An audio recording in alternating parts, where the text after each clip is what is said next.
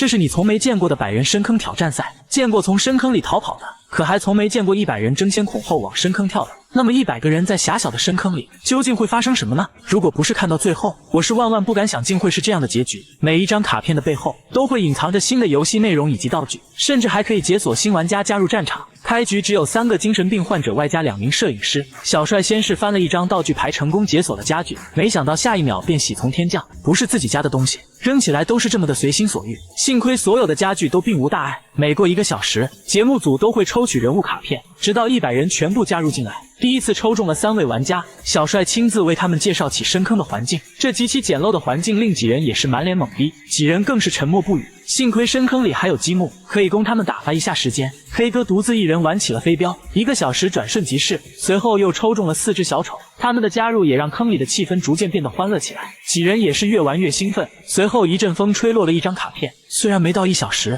然而节目组却选择顺从天意，请来了一些乐队组合，他们在深坑里敲锣打鼓，好不热闹。动感的舞曲也令众人沉醉其中，现场的气氛一度达到第1个高潮。随后小帅又摇来了5位玩家，这次迎来的是5位身姿婀娜的妙龄少女。截止目前，坑里共有23人。震耳欲聋的声音从4周的墙壁反射回来，多亏小帅早有准备，耳塞一戴主打的就是一个安静。接着亲自为他们讲解了一下深坑的地图，生怕他们会在里面迷路。随后邀请小丑抽取了一张道具卡片，竟然是品尝彩虹糖。霎时间彩虹糖便从天而降，他们毫不犹豫地捡起地上的糖豆往嘴里塞，正应了我们的一句老话，不干不净吃了没病。接着小帅又抽到了一支橄榄球队，这群人的体型明显大出一圈，就问你一群人朝你冲过来，到底怕不怕？他们在里面自嗨起来，立刻成为深坑里的焦点，看得其他人也为之着迷。而身为年轻人的共性，也让他们很快打成一片，众人立刻就熟络起来。深坑内更是充满了欢声笑语。随后小帅又抽到了跳跳鼠，这玩意自带喜感，一行人在里面玩耍的也是超开心，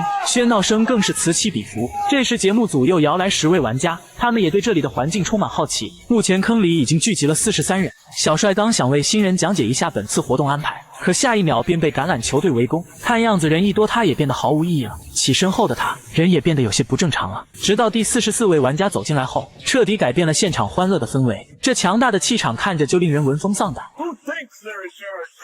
立刻命令主持人做起了俯卧撑，很快就树立起了自己的权威，就连一向搞怪的小丑在他面前也不得不扮演成了真小丑。好在当他抽到晚餐后，才将坑里的气氛恢复到了从前的模样。他们不停地品尝着美食带来的快乐。用餐结束后，他们在坑里再次做起了游戏，玩得简直不亦乐乎。接着小帅又摇来5位新玩家，然而4眼刚进来后便十分瞧不起橄榄队员，立刻遭到所有队员的围殴。在有了新人的加入后，小丑们的表演也更加卖力，伴随着欢声笑语。时间也来到了晚上，然而这里的气氛也并不适合每一个人。大叔就表示自己在这里待了整整1天，此刻他只想尽快离开。美女则表示自己很饿，并且有些精疲力尽了。随后小帅竟一次性摇到了15个人加入战场，这些人都带着礼物前来，这样的入坑方式也令他们很快和大家打成一片，真是太疯狂了。没想到接下来小帅竟摇到了一位新娘，坑里的男士们纷纷跪下来向新娘求婚，没想到这里竟直接变成了抢婚现场。随后又抽到了一台游戏机，一群人围坐在地上充当起观众，肆意的玩起了 MC，